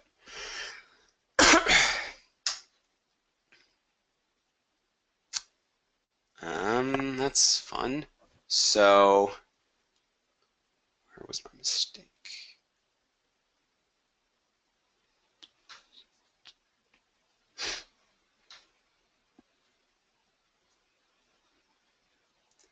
All right, so it wasn't found. So let me try this again.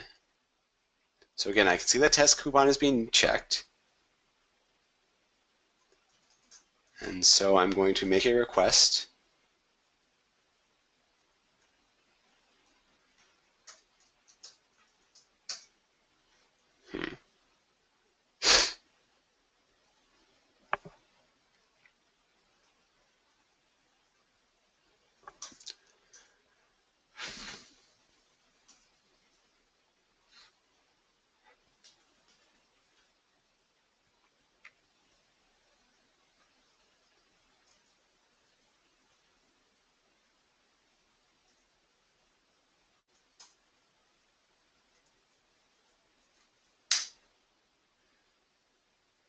All right, so I do apologize about that. I directly, I use burp to get this exact request, and you can see that the response is no coupon found. So I'm going to try and do then is look at the, try and obtain the JavaScript file that was used, and again, it's not showing. So Um,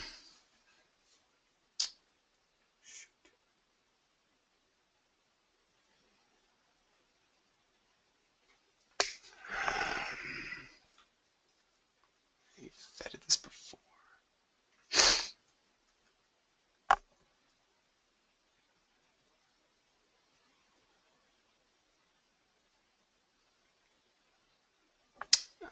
Right. That's what the problem is. So I know that there is a coupon check JavaScript file. And so I'm going to, because I know it's not named, this is the request that was being made to bring me to the, sorry, this is the request of the challenge, and what I'm going to do is look for the coupon check JavaScript, which happens to be at the within this directory. And when I do that, I see that the JavaScript has been encoded using hacks. So what I'm going to do is copy everything that's in hex. I'm going to start up a Word document.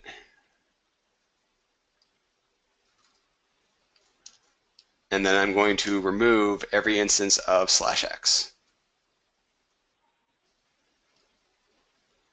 And so now all I'm left with is the hex values.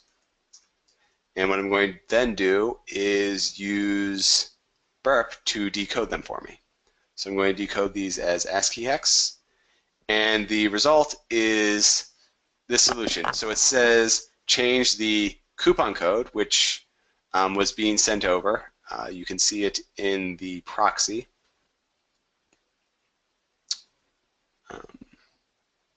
Within the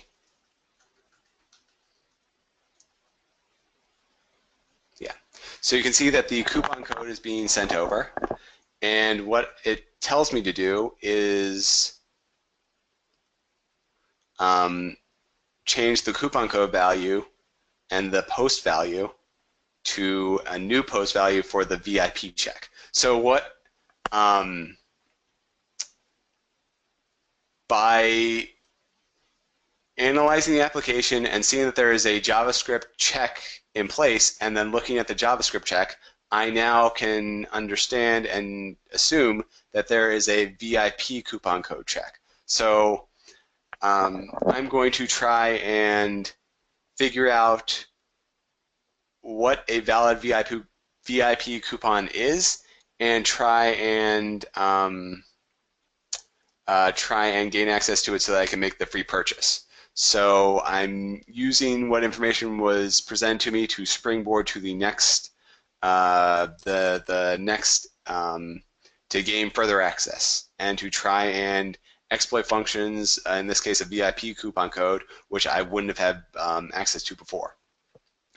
And in this case, I might assume that a VIP coupon check might be something that an admin might use to keep it separate and try to keep it hidden away from your generic users. So your generic users would come to the Amazon page, they would use that coupon code through normal means, and then this JavaScript check might be something that a developer wrote to test the functionality using an admin code, or in this case, a VIP code. And just to note that the coupon code is different than the VIP coupon code.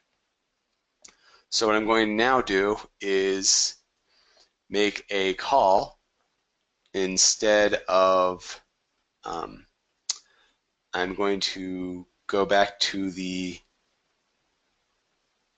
this call and I'm going to send it to the repeater. Again, this is burp. It's a very, very useful tool. You can use it to proxy and tamper with the various requests. So I'm going to go into the repeater, and if you send in the coupon code with a test code, it's going to respond with no coupon found. That's what we determined earlier. So what I'm going to do is follow the JavaScript and replace the coupon check with the VIP coupon check, and I'm going to replace the coupon code with the VIP coupon code.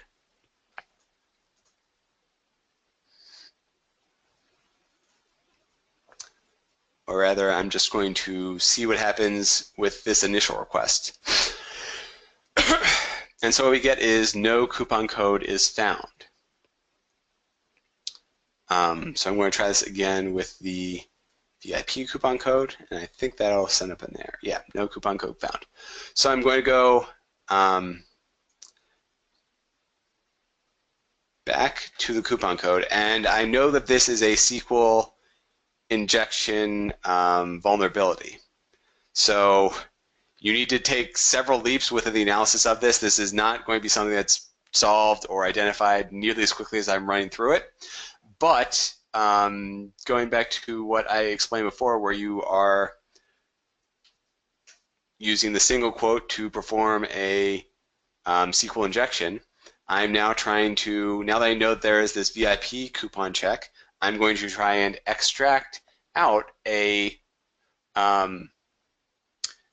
valid coupon code. And so I'm going to actually just try and query the database. And so using the method I used before, so union select, again, because we are way over on time, I want to just directly skip ahead to the solution. So let's assume that I have used the various SQL queries. In this case, we need to use more advanced SQL queries than what I demoed to figure out the column names and the various traits. So what we ultimately do is try and extract the item ID and the percent off, and then you need to. So again, this is fairly advanced SQL injection and SQL syntax that I'm applying. So it's SQL code, it's colon, and then comma.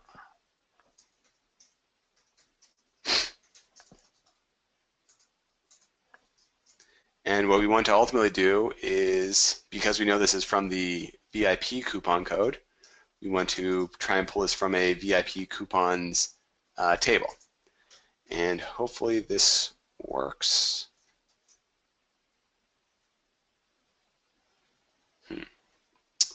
So let me see, my syntax appears to be correct.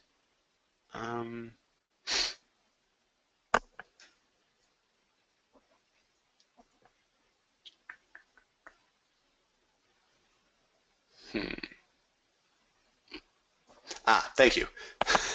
So yeah, there needs to be a space after the dash dash. That is annoying. That is a common mistake I've made. But thank you very much, Wade. So the syntax was correct, and you can see that the there is a valid coupon for 100% off using this code. Now the coupon code itself is obfuscated, again going back to the hex values. So I'm going to bring this back over to Word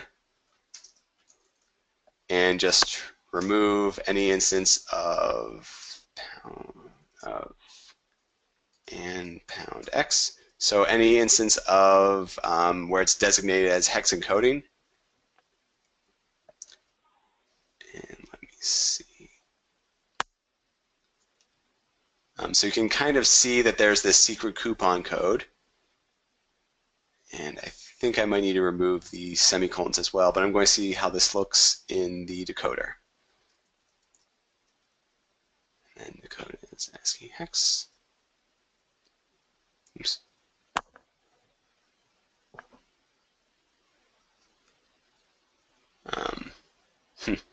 So I need to do this in parts. So that right there is one special character, that is one special character, and that's one special character. So I tried to combine a couple of different things all at once.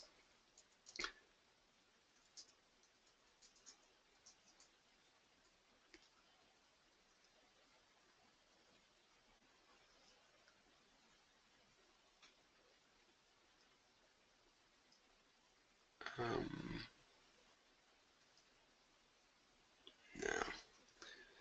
So unfortunately, it looks like the decoder I'm trying to use will not work, but luckily I have Google available. So I can just do this manually.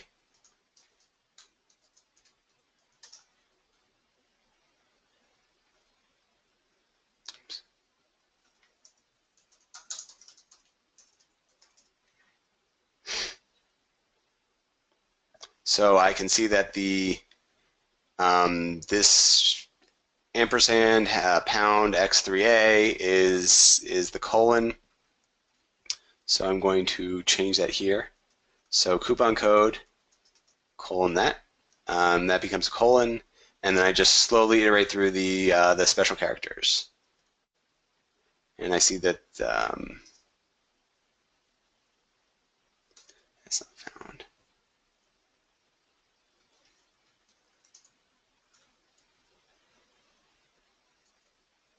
Well, I know that %2f is the slash, so I'm going to just enter that. And then this one equates to that symbol. So now what I do is, what we have found out is that there is a SQL injection vulnerability, which we then exploited. So let me just tie this all together with the intercept. So we have is our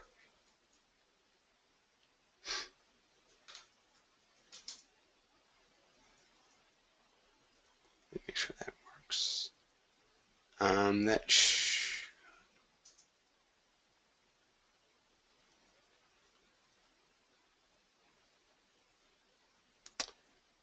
Right. So I forgot to purchase a troll.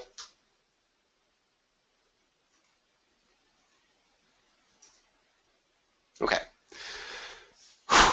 So that was a valid coupon. Now, if you saw, I forgot to purchase a troll, so I just added it in with the request, and you can see that the purchase code is the key is here. So what did I do for this? Just a really quick summary, and then that is it for the demos I have. Well, we're out of time, so that's it. So this is your Amazon, where we're trying. This is an equivalent to Amazon. We're trying to make various purchases, and through those purchases, you are allowed to have a coupon code, which might be purchased by your mother or your grandmother, who gives you a code that's valid for $50. Well, what we did here was we found out that the coupon code was checked via a JavaScript, because the request was being sent out without me actually placing the order or without me doing anything.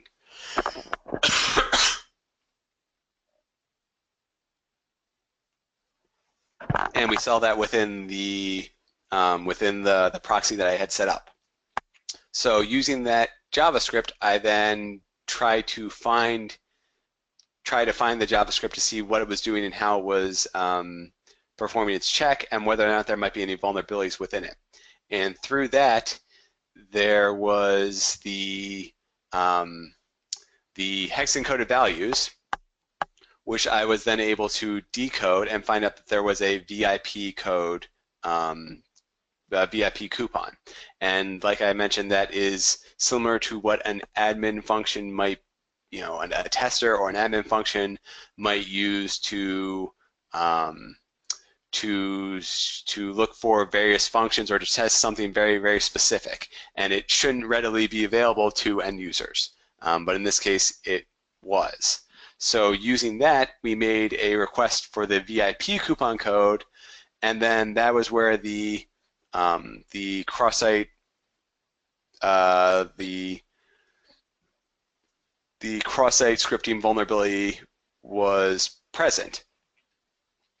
And so I would use the similar practice as before. In this case, it's a little bit different because there's no stack trace to view, and there's no There's no output to really view. I need to really do timing attacks to try and iterate through the various table names and the various columns and the various fields. But eventually, you can come up with the fields that you need, which are item ID, percent off, etc. that you're trying to extract, so you can ultimately get this valid coupon code, which will give me 100% off an item because it's the VIP code. And then converting the hex values in that coupon code, we were able to enter this in. Now again, this is very, very complex example, but it really tied up and demonstrated a lot of the testing methods that I went through throughout the presentation. So understanding what an application does, how it handles different inputs and what it responds with, and on how it handles things on the client side. So I really wanted to go through this example to give you a good wrap up for everything that I presented. So that being said, that is everything that I have.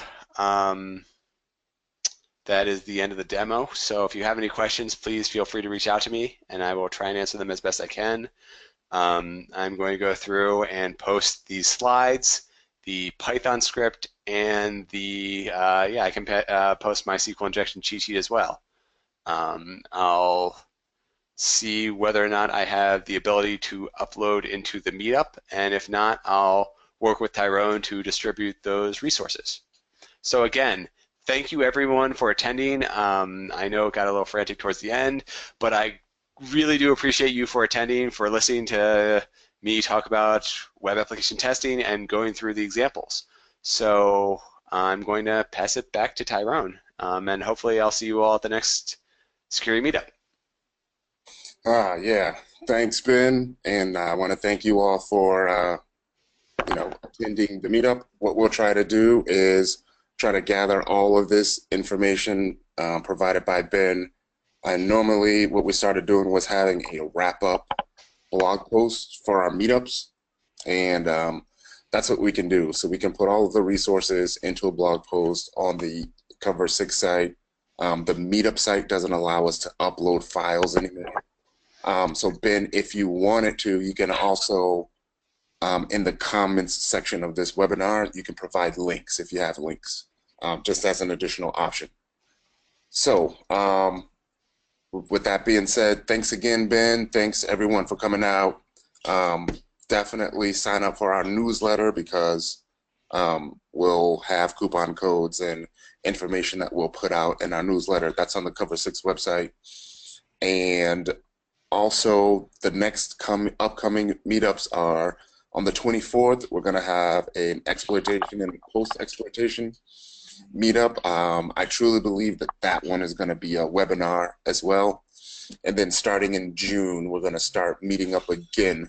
The next meetup will be June 7th, and that will be at 1776 in Crystal City. It's a fairly large venue, so we plan to have sponsors and drinks and food and everything. So if you know anyone that would like to be a sponsor, if you know anyone that would like to present, you can see our webinars and our meetups are pretty straightforward. Please let me know, reach out to us. And also, if anyone is looking to blog, we have started blogging again. So that being said, we'll call it a night. See you guys at the next webinar or meetup. Have a great night, everybody.